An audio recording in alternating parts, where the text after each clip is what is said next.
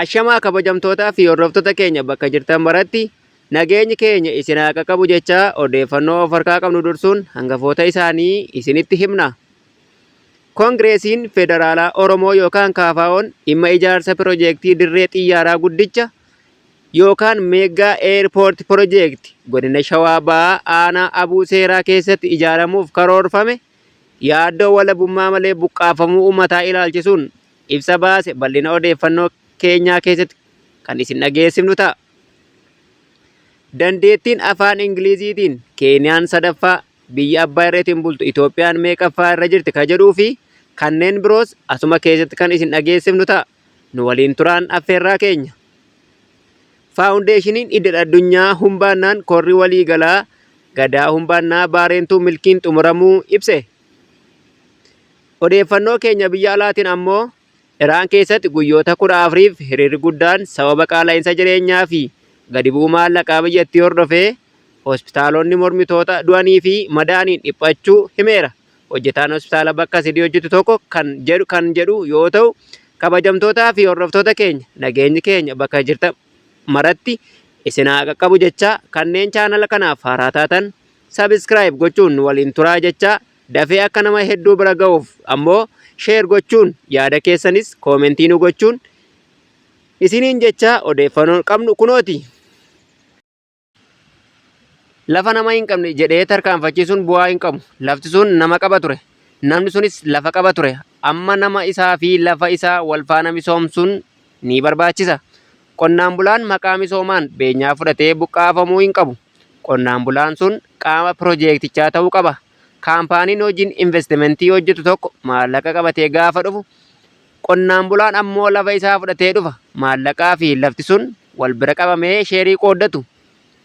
Fakkeenyaaf daandiin qilleensa Itoophiyaa Abuu Seeraatti daandii qilleensa haaraa ijaaruu yoo barbaade qonnaan bulaa buqqa'u sanaaf beenyaa waggaa muraasa booddee dhumattu kaffaluun buqqaasee bittinneessuu osoo hin taane waliigaltee qonnaan bulaa waliin taasisuun sheerii qooda. Qonnaan bulaan sun sheerii sana qabatee qaama abbaa qabeenyaa daandii qilleensaa sanaa ta'a jechuudha. Adeemsi akkanaa kun qonnaan bulaan sun lafa aadaa, seenaa, eenyummaa fi duudhaa isaa itti tifkatee yoo nagayeera akka hin buqqaane ittisuuf qofa osoo hin taane dhaloota itti aanu jireenya tasgabbaa'aa baay'ee fooyya'aa ta'e dhaalchisuudha. Daandiin qilleensa Itoophiyaa baay'ee sooressa. Qonnaan bulaa hiyyeessa buqqaasee beenyaa xiqqoon bittinneessuun mimmaan hiyyeessaa boossaa jiraachuurra qonnaan bulaa sana ofitti qabee yoo sheerii qoodeef dhuguma guddina amansiisaa argamsiiseeraa jedhama. Namnis laftis wal faana haa misoomu jenna. Qonnaan bulaan beenyaa osoo hin fudhatin buqqaafamee hin jiru jedhanii falmuu osoo hin taane qonnaan bulaan sun abbaa qabeenyaa daandii qilleensaa sanaa haa ta'u jedhanii falmuutu irra namummaa keenya mirkaneessa. Kanaaf ibsa ejjennoo Koongireesii Federaalaa Oromoo buufata daandii xiyyaara Itoophiyaa ilaalchisuun waan jedhan qabu. Waliigala qabiyyee ibsichaa maal jedha ka jedhu kunooti nu waliin tura. Koongireesiin Federaalaa Oromoo KFO'n dhimma ijaarsa piroojeektii dirree xiyyaaraa guddicha Meegaa Eerpoort Piroojeektii godina Shawaa Bahaa aanaa Abuu Seeraa keessatti ijaaramuuf karoorfame ilaalchisee yaaddoo walabummaa malee buqqaafamuu uummata keenyaa dhageessisuuf ibsa kana baaseera. KFO'n waggootan 3 darban keessa hundeeffama magaalaa Shaggarii fi misooma kooliidarii Finfinnee sababeeffachuun dambaliin buqqaatii seeraan alaa raawwatamaa ture walirraa hin cinne ta'uu isaa akeekkachiisaa turuun ni yaadatama. Haalli Abuu Seeraa keessatti uumame kun garuu tarkaanfii badii saamaa fi sadarkaa yaaddeessaa irra ga'eera. Mootummaan waamicha nuti kanaan dura buqqaatiin haa dhaabbatu jechuun goone gurra cufachuun isaatiin har'a dhimma hawaasaa Abuu kanaaf akeekkachiisa dhimma addaa akka kenninuuf dirqamneerra. KFO'n barbaachisummaa bu'uuraalee misoomaa guddina dinagdee biyyaa fi naannoo keenyaatiif qabu ni amana. Haa ta'u malee misoomni hundaaf hirmaachisaa hin taane fi wabii ga'aa malee maqaa bu'uuraalee misoomaan lammiilee buqqaasu bu'uurummaarraa sirrii miti. Akkaataa piroojeektii dirree xiyyaaraa guddicha yookiin Meegaa Eerpoort Piroojeektii itti raawwatamuuf deemu kan hawaasa nagaa qe'ee dhaloota abbootii akaakolii isaanii irraa dhabamsiisuuf akeeke cimsinee ni morminaa jedha. KFO'n iyyannoo hatattamaa hawaasa Abuu caqaseera. harka guutuunis fudhanneerra. Iyyaaf boo'icha hawaasaa abbuu dhageenyee rakkoo isaanii ni callaqqisiifna. Qonnaan bultoota abbootii warraa 3,000 ol ta'anii fi uummata 15,000 ol gandoota Abbuu Aciroo, Abbuu Garbii, Abbuu Kombolchaa, Abbuu Laayyoo, Abbuu Lugnaa fi Abbuu Sarkamaa irraa buqqa'uuf jiraniif sagalee ta'uun cinanii dhaabbannaa jedha. Inni tokkoffaan cabiinsa seeraa fi mirga lammiileeti. Qonnaan bulaan Oromoo hayyamaa fi marii gahaa malee qe'ee isaa irraa buqqisuun heera mootummaa RFDI keewwata 40 kan mirga qonnaan bulaan lafa argachuu fi lafarraa buqqa'uu dhabuu qabu kan sarbudha. Akkaataan gabbara gadi yookiin top down uummanni itti ajajamuu fi yeroo gabaabaa keessatti qe'ee isaa irraa akka ba'u taasisuun seeraan alaa fi safuu kan cabsedha jedha. Inni lammaffaan seenaa madaa'aa buqqaatii Oromoo keessatti kan hammatamudha. KFO'n seenaa gaddisiisaan kanaan dura naannoo Boolee, Qooqaa fi Wanjiitti uummata keenya irraa ga'e ammas abbuu seeraa irratti akka irra hin deebine ni yaadachiifna. Yeroo sanatti hawaasni Oromoo qe'ee isaa irraa buqqa'ee bittinnaa'ee aadaa fi jireenya isaa dhabeera. Misooma maqaa sadarkaa addunyaa jedhuun dhaloota naannoo misoomsina sun itti hojjetamu dhabamsiisuun balleessuun fudhatama hin qabu. Misoomni hojjetamu kamuu hirmaachisaa fi guddina waloof wabii ta'uu qaba malee lammiilee qe'ee dhalootaa fi guddina isaaniin haala mariif waliigaltee gahaa tokko malee buqqaasuun dhabamsiisuun seera biyyattiinis ta'e seenaanis fudhatama hin qabu jedha. Inni sadaffaan haqa dinagdee fi abbummaa yookiin stakeholding kan jedhudha. Lafti qonnaan bulaaf bu'uura wabii jiruu isaati malee meeshaa gurgurtaa miti. Beenyaan maallaqaa yeroo gabaabaa booda dhumu dhaloota itti fufu hiyyummaaf saaxila. Magaalaan xiyyaara yookiin airport siitiin ijaaramuuf deemu kun qonnaan bulaa qe'ee sana kan hirmaachisu ta'uu qaba. Kanaafuu KFO'n beenyaa maallaqa qofaa osoo hin taane hawaasni lafa isaa dhabuu abbaa aksiyoonaa yookiin shareholder ta'ee bu'aa piroojeektii sanaa irraa bara baraan argatu akka ta'u ni falma. Waamichaa fi ejjennoo KFO mootummaan federaalaa, mootummaa naannoo Oromiyaa fi bulchiinsa daandii qilleensa Itoophiyaatiif waamicha armaan gadii dhiyeessina. Buqqaatiin hatattamaa haa dhaabbatu. Qorannoon dhiibbaa hawaasummaa fi naannoo yookiin social and environmental impact assessment qaama walabaan geggeeffamee hamma ifa ta'utti doorsisnii fi buqqaatiin hawaasaa aabbuu irra ga'u hatattamaan akka dhaabbatu gaafataniiru. Mariin qaama seeraa qabeessa waliin qaamni hawaasaa naannoo abbuutiin bakka buufamee jaarmiyaaleen hawaasaa fi ogeeyyiin seeraa bakka jiranitti mariin iftoominaa qabu akka taasifamu. Hawaasa abbuutiif abbummaa malee buqqaatiin hin malu.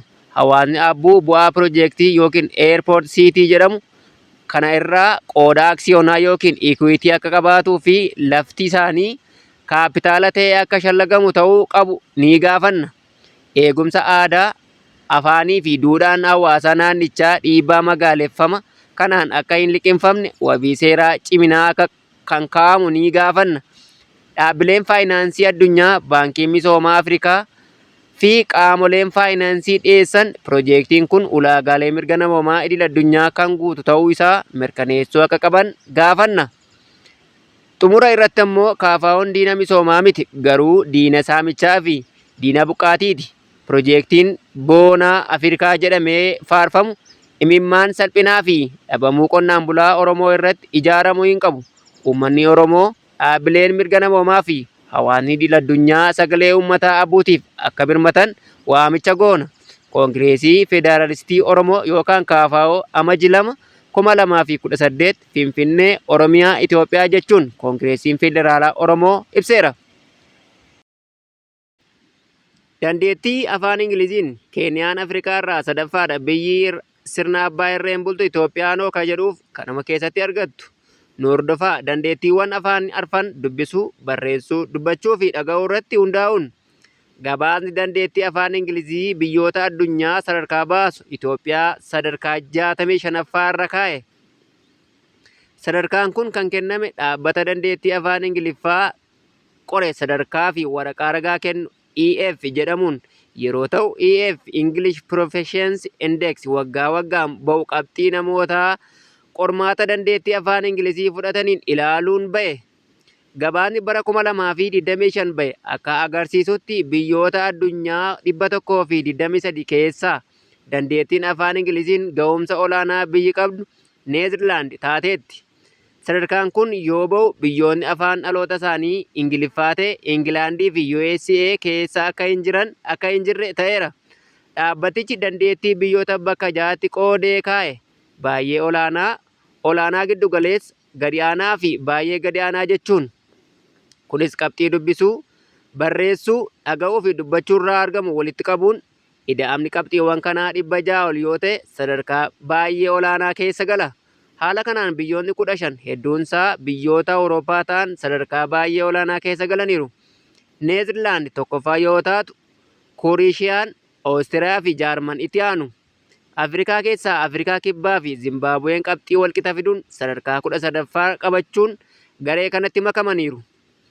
Biyyi ollaa Itoophiyaa kolonii Ingilizii jala turte Keeniyaan Afrikaarraa 3ffaa, addunyaarraa ammoo sadarkaa 19ffaa irratti ramaddii ga'umsa olaanaa jala jirti. Keeniyaa cinatti biyyoonni kolonii Ingiliz jala turan Zaambiyaa fi Naayijeeriyaan sadarkaa olaanaa keessa galaniiru.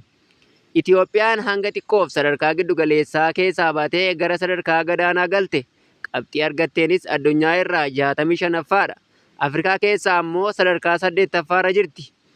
Sadarkaan biyyoota Afrikaa hanga 10 jiru Afrikaa Kibbaa, Moozaambiik, Keeniyaa, Zaambiyaa, Naayijeeriyaa, Gaanaa, Ugaandaa, Itoophiyaa, Tuuniisiyaa fi Morokoodha. Sadarkaan kun kan bahe bu'aa qormaata namoota miliyoona 2.2 ta'aniin ilaaluuni.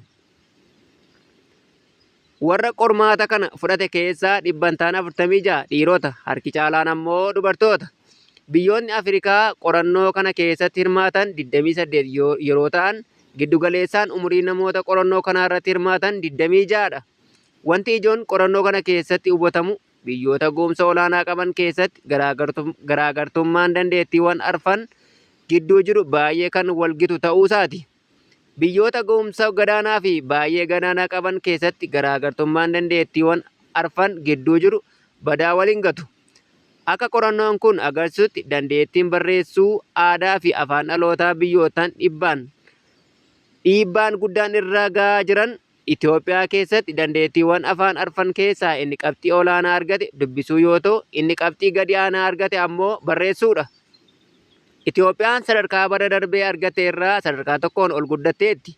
Dhaabbatichi qabxii waliigalaa Itoophiyaa keessatti galmaa'e naannoodhaan adda baasee kan kaa'e yoo ta'u, qabxii olaanaan kan galmaa'e Tigraay irraayi. Achii uummattoota Kibbaa fi Oromiyaatu itti aana. Magaalota ammoo tokkoffaan Finfinnee, itti aansee Maqalee fi Adaamaadha. Somaaliyaa, Toogoo, Liibiyaa fi Aayivoorii Koost warra sadarkaa dhumaarra jiranidha. Faawundeeshiniin idil-addunyaa humbaanaa korri waliigalaa gadaa humbaanaa Baarentuu milkiin xumuramuu ibse. Faawundeeshinichi ibsa baaseen korri waliigalaa gadaa humbaanaa Baarentuu miseensota hawaasichaa 10,000 hirmaachise magaalaa Harar galma Calanqootti adeemsime kora seena qabeessa ta'uu hime. Korri kun hawaasa humbaanaa bakka tokkotti kan walitti sassaabe, mul'ata waliinii gara fuulduraa kan mirkaneessu ta'uu ibse. Hirmaattonni kora kanaa gumaachaa waan hanniyyaa qabsoo uummanni Oromoo bilisummaa, kabajaa fi hiree ofii murteeffachuuf taasise keessatti gumaachi bal'inaan kan ibsan yoo ta'u, hawaasni kun hanqina misoomaatiin tajaajila hawaasummaa kanneen akka dhaabbilee fayyaa, manneen barnootaa, bu'uuraalee misoomaa fi carraa dinagdee irra qixa fayyadamuu dhabee rakkoo keessa jiraachuu bal'inaan dubbachuu isaanii faawundeeshiniin idil-addunyaa humbaannaa himee jira. Rakkoo kana furuuf hawaasni humbaannaa bifa gurmaa'een qaama dhimma ilaallatu waliin akka hojjechuu qabu kora kana irratti ibsamuu fi hawaasni humbaannaa caasaa mootummaa keessatti sirnaan akka hirmaatamu xiyyeeffannaan kennamuu akka qabu eeramuu himee jira. Korri kun milkiin xumuramuu isaatiin faawundeeshiniin idil-addunyaa humbaannaa dureewwan hawaasaa maanguddootaa fi hirmaattota dinqisiifachuun tumsa hambaa aadaa hawaasaa humbaannaa kunuunsuuf mootummaa naannoo Hararii, Biiroo Aadaa fi Turizimii Oromiyaa, Biiroon Aadaa fi Turizimii Hararii taasisaniif galateeffateera. Faawundeeshiniin idil-addunyaa humbaannaa hojiiwwan misoomaa hawaasa humbaannaa tumsu jabeessuu akka qabu itti fufuunis ibseera. Odeeffannoo keenya biyya alaatiin ammoo Iraan keessatti hiriirri mormii guddaan guyyoota 14f kan itti fufee jiru sababa qaala'insa jireenyaa fi gadi bu'uu maallaqa biyyattii hordofee hospitaalonni mormitoota du'anii fi miidhamaniin dhiphachuu hime. Hojjetaan hospitaala bakka 3 hojjetu tokko hime akka jedhutti ogeessi fayyaa hospitaala Iraan tokko adda dargaggootaatti rasaasni dhukaafameera laphee isaanii irrattis jechuun hime. Hojjettoonni fayyaa lamaan yaada kennan mormitoota rasaasa itti dhukaafameen miidhaman wal'aanaa akka jiran dubbataniiru. Guyyaa jimaataa US ibsa baasteen mormitoota dhukaasuun ajjeesuun deebii waraanaa akka kennitu kan dirqamtu ta'uu akeekkachiiste. Iraan ammoo USA'n hiriira nagaa gara hokkaraa fi jeequmsaatti jijjiiraa jirti jechuun himatte. Doonaald Tiraamp ta'ii tibba kana ilaalchisee yaada miidiyaa hawaasaa gubbaa qoodeen Iraan bilisummaa barbaadaa jirti. Tarii isa akka amma duraa miti USA kana gargaaruuf qophiidha jedhan. Mormii Iraanitti gaggeeffamu kun torban 2 dura magaalaa guddoo Teheraan keessatti eegale. Sababni ijoo ammoo dinagdeen wal qabatee jireenya ammaachuudha. Sana booda mormiin kun gara magaalota 100 olitti babal'ate. Mormii kana keessa namoonni 100 lakkaa'aman du'aniiru, kaanis madaaniiru, hedduunis hidhamaniiru. BBC Peerishaan daa'imman 6 dabalatee eenyummaa namoota 26 ajjeefamuu mirkaneeffateera. Egaan kabajamtootaa fi dhaggeeffattoota keenya odeeffannoo har'aaf qaban kanaa gammaa ture waan nu waliin turtaniif galatoomaa jechaa hanga odeeffannoo biroon walitti deebinutti nagaatti.